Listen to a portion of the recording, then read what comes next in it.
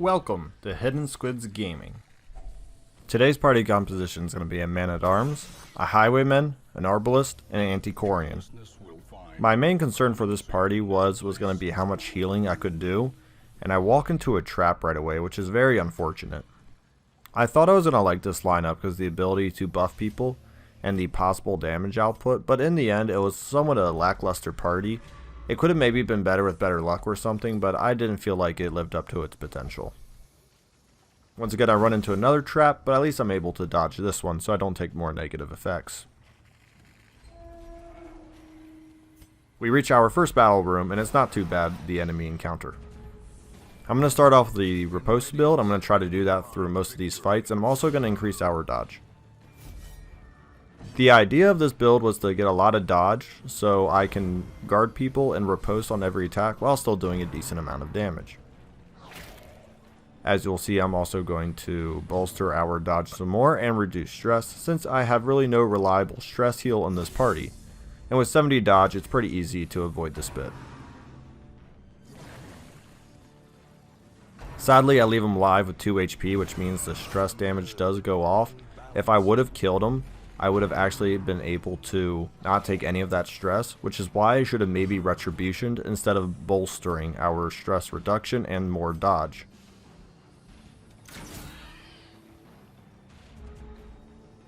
I'm just going to finish off the drummer since he's a pretty big source of stress damage. I'm also very lucky that he keeps vomiting at the Antiquarian, who has a dodge of 70 right now. My next order of business was to kill the swine heaver, which I did, which is excellent, because now the 2 flesh eaters in front are pretty easy to kill. As you can see, I'm blasting them away with the crush and point blank shots. This fight went pretty well, but there's really no major damage dealer in this party. It was just a couple stress dealers who didn't really connect, so I didn't really feel any pain. As you can see, even a critical only gives me 6 health, and this will get me trouble later into the run. This party definitely has no issues with dealing damage, but sustaining heavy damage coming in is something it doesn't do very well, and I get in trouble for. What I will say is because I'm in the Warrens, I'm very fortunate that there's a lot of food curos, and that really saves me later, because I can use it to buff up my people as they get out of combats. If I didn't have so many food curos, I actually would have probably struggled more than you saw in the video.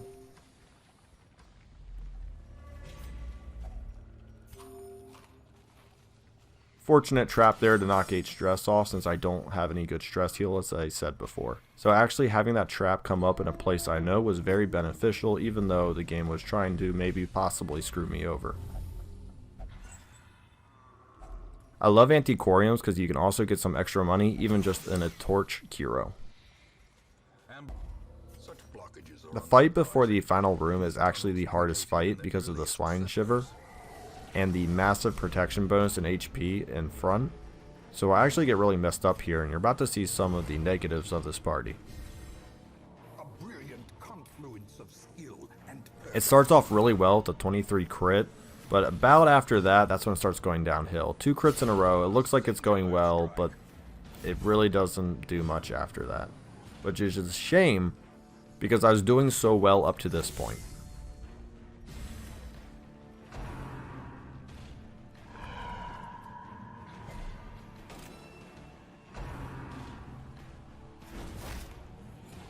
So we're exchanging some damage. I hope this doesn't stun, but it does push me in the back and stun me, which means my heals and some of my back row damage is now stunned. So now I'm in a weird position where I'm just going to try to buff so I can dodge some more and hopefully not get hit too many times. I'm also going to retribution, but I miss, but that's okay. I usually use it for the riposte, obviously. And now I'm just going to try to burst down the guy in front. I get on the lower end of damage, sadly, and I don't push him back.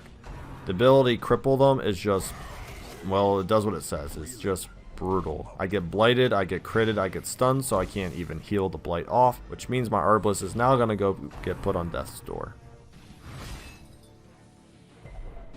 So this fight is very bad. One critical and 1 stun pretty much just ruined my Arbalest. And now to get the Arbalest health back up, I can only heal 3 at a time because the other good healing ability is on the Arbalest itself, and once again, there's another cripple them. but do the fairly high dodge on everybody. I'm fortunate enough to dodge it, and then I killed a shiver. It was a rough start. I'm also fortunate to dodge that because 46 isn't a massive dodge, and if I would have got hit there, not even necessarily stunned, it would have been a chance at death's door, bleed, and now I'm going to protect the Arbalest. I probably should have done that before, but I'm going to ensure that she lives because now I can blight this off and heal herself.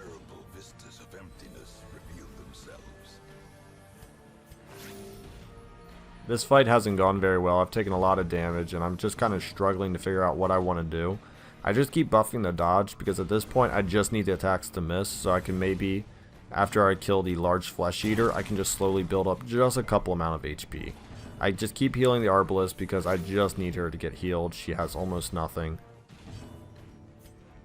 And that dodge is so unfortunate because he's going to get another turn to go.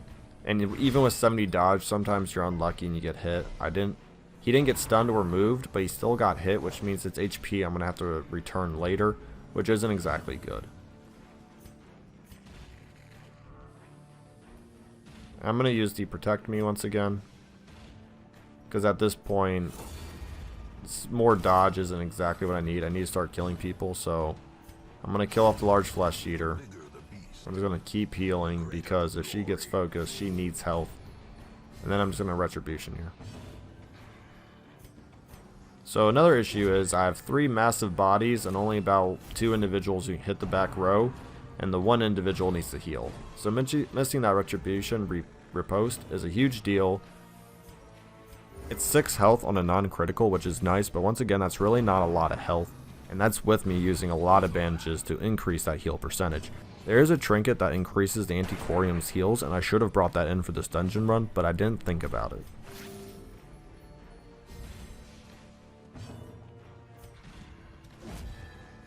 So we'll finish off the Swine Slayer, but it's taken a while, and like I said, I'm just going to keep trying to heal because I've taken a lot of damage, and I still have a good amount of food left, but at the same time, I just don't want to use all my food for healing because there will be times I actually need to eat it, and I also can't use it during combat. So that fight was definitely the worst. It was very hard. I got extremely hurt, but I'm going to eat a lot of food now to make up for it. As I said before, the Worms gives a lot of food curos, so it's not extremely surprising I got 1 or 2.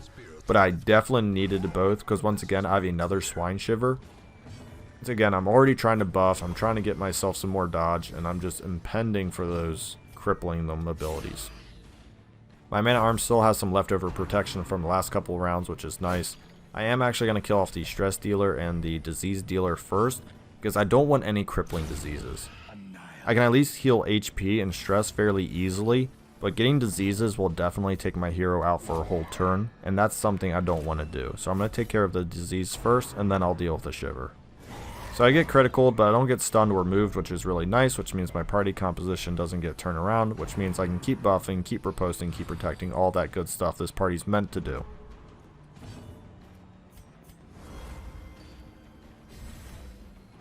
I really don't like the Warrens. It's probably one of my least favorite areas. I think it's really tough for a lot of reasons. I don't like the creatures in there, but you gotta do it.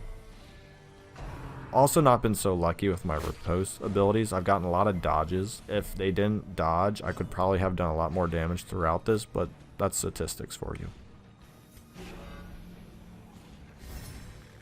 I am trying to finish the Shiver because he's the last main damage dealer. The Swine Slayer is really not going to be able to hit me, and the Cultist isn't that strong anyways. Now I got the Arbalest protected, and I got the Antiquarian protected, which means I'm almost always guaranteed a riposte now. I just need a hit with them. I finally connect with one, kill off the Cultist. And the nice thing was I killed off the Cultist without even really focusing him too hard. I did point blank him once, but I got a free turn to kill him, so then I can kill the Shiver. And now it's down to the Slayer, which is very easy. This is also my last battle room, which means I get to get out with relatively low diseases and stress, which is nice. We had a pretty scary moment with the Arbalest going on death's door, but it's not a huge issue.